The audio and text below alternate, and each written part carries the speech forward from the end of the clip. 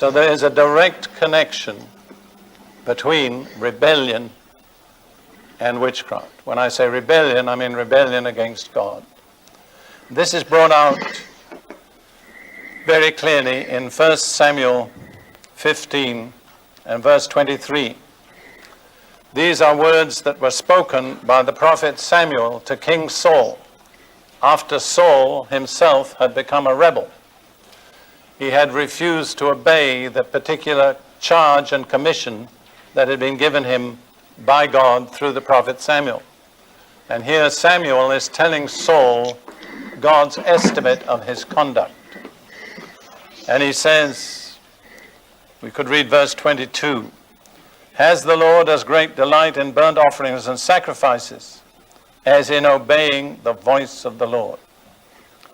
Behold, to obey is better than sacrifice, and to heed than the fat of rams." And now he goes on with this definition of witchcraft. "For rebellion is as the sin of witchcraft, and stubbornness is as iniquity and idolatry.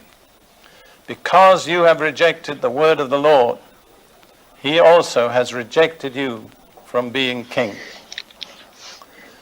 Samuel makes two comparisons there. Rebellion is a twin of witchcraft.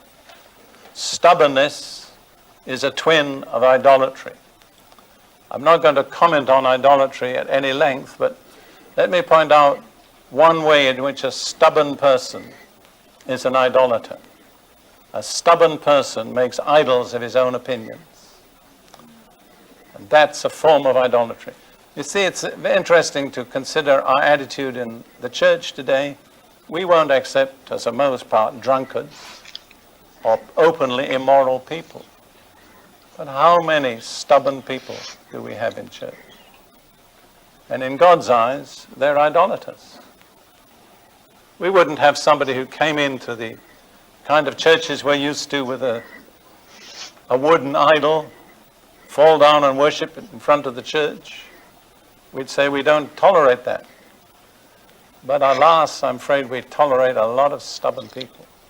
And often we let them get away with it.